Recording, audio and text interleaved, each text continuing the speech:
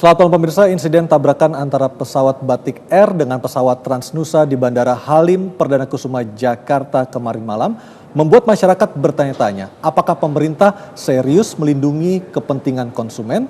Di sisi lain, pemerintah dituding hanya mengejar uang saja dengan cara menyewakan Bandara Halim Perdana Kusuma kepada pihak swasta. Padahal secara teknis disebut-sebut Bandara Halim Perdana Kusuma tidak layak menjadi bandara komersial. Saya Aryo Ardi akan membahasnya, tetapi terlebih dahulu saya sampaikan dulu perkembangan berita lainnya. Dari Jambi pemirsa, Polda Jambi menangkap sebuah kapal berbendera Malaysia yang membawa 6 ton sembako. 15 orang ABK juga ikut diamankan.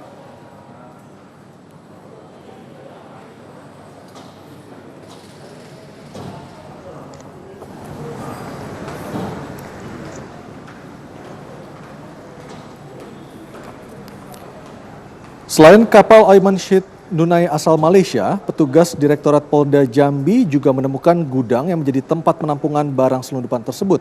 Dari dalam gudang, polisi menemukan tumpukan ratusan kardus sembako yang belum sempat diseludupkan. Dan hingga kini Polda Jambi masih terus mengejar para pelaku.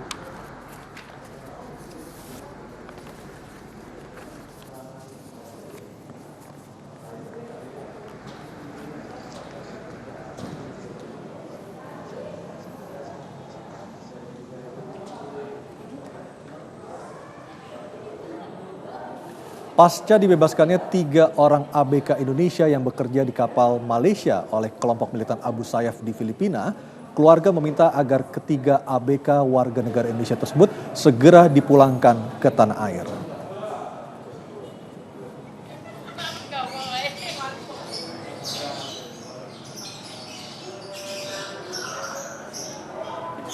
Karel Edward Kaya merupakan satu dari 3 warga negara Indonesia yang menjadi ABK yang sempat ditawan kelompok Abu Sayyaf di Filipina. Usai dibebaskan, awak kapal MV Masif 6, Karel langsung menjalani pemeriksaan di kepolisian di Raja Malaysia. Selain Karel, 2 WNI awak kapal MV Masif 6 yang dibebaskan pembajak adalah Harwandi, warga Jakarta, dan Ismail Ibrahim dari Makassar. Dan saat ini pihak keluarga Karel mendesak pemerintah maupun perusahaan pelayaran segera memulangkan Karel ke Indonesia dengan alasan masih sedih dengan peristiwa pembajakan yang menimpa Karel bersama 2 orang ABK lainnya asal Indonesia. Diem nggak saya kasih tahu mama, karena terus saya tanya mama, saya diem, saya batin waktu kok ini. Pemirsa, hari ini mulai diberlakukan uji coba penghapusan sistem 3-in-1 yang berlaku hingga Jumat mendatang. Dan kemacetan pun terjadi di sejumlah ruas jalan menuju jalan-jalan utama ibu kota Jakarta.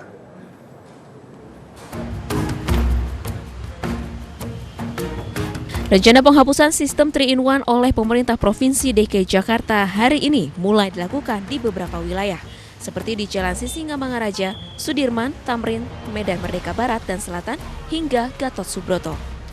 Untuk pantauan arus lalu lintas di kawasan Medan Merdeka, pagi tadi terpantau ramai lancar, meskipun sedikit lebih padat.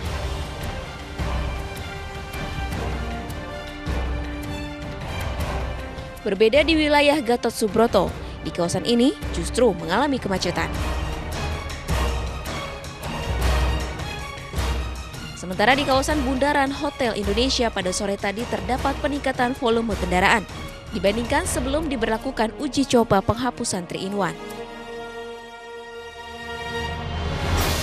Uji coba penghapusan sistem 3-in-1 ini rencananya akan diberlakukan selama sepekan mulai hari ini hingga 8 April mendatang. Rencananya Pemprov DKI Jakarta berencana akan menerapkan sistem jalan berbayar atau ERP untuk menghapus sistem 3-in-1. Dari Jakarta, tim liputan MNC Media memberitakan.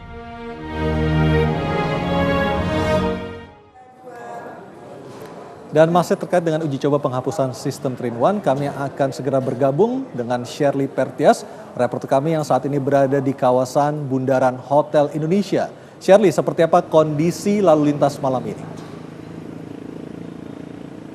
Ya, baik Aryo dan juga pemirsa, memang di hari pertama uji coba penghapusan 3-in-1 di sejumlah ruas jalan ibu kota, kepantauan arus lalu lintas di kawasan Bundaran Hotel Indonesia pada malam hari ini terpantau cukup lengang atau cukup ramai lancar. Dan memang kepadatan sendiri sempat terlihat pada pukul 18 waktu Indonesia Barat tadi dikarenakan memang adanya peningkatan volume kendaraan. Selain itu juga faktor karena traffic light yang berada di Bundaran Hotel Indonesia Jakarta Pusat ini. Sehingga kepadatan pun terjadi namun hanya selama 30 menit. Dan memang berdasarkan pantauan kami bahwa sejak sore hingga malam hari ini khususnya memang di jam-jam biasanya diterapkannya 3-in-1 yaitu pada pukul 16.30 hingga pukul 19 waktu Indonesia Barat tidak adanya perubahan dibandingkan pada hari-hari biasanya saat penerapan 3-in-1 berlangsung. Namun memang tadi kepadatan hanya terjadi selama 20 hingga 30 menit namun begitu petugas lalu lintas langsung turun tangan untuk mengatur arus lalu lintas maka pantauan di kawasan Bundaran Hotel Indonesia pun sudah mulai terpantau ramai lancar kembali.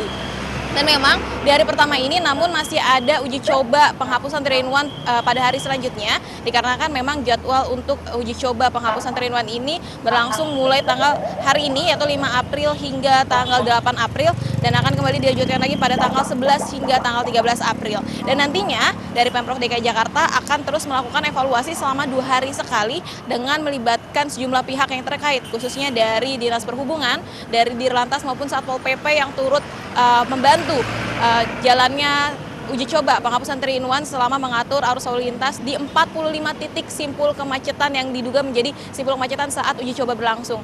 Namun pada nyatanya berdasarkan informasi yang saya dapatkan langsung dari Kadisub DKI Jakarta bahwa di sejumlah ruas jalan ibu kota saat penghapusan 3-in-1 uji coba hari ini terpantau cukup ramai lancar dan terkendali, namun kepadatan hanya terjadi pada saat traffic light maupun juga pada saat perbatasan antara kendaraan yang hendak memasuki jalan non protokol maupun jalan tol sendiri. Demikian Aryo.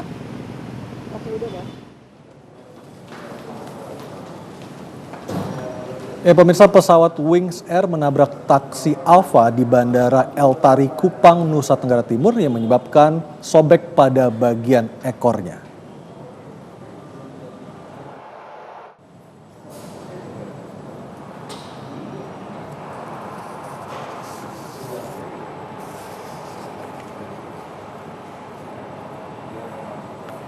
Akibat peristiwa tersebut, pesawat yang mengalami sobekan di bagian ekor dibatalkan penerbangannya menuju Waingapu, Sumba Timur.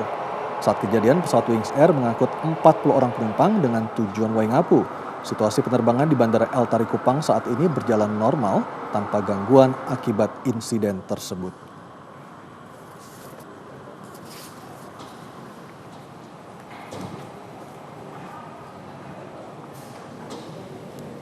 Pasca insiden yang terjadi semalam antara pesawat Batik Air dan pesawat Transnusa di Bandara Halim Perdana Kusuma Jakarta, seserius apakah pemerintah melindungi kepentingan konsumen?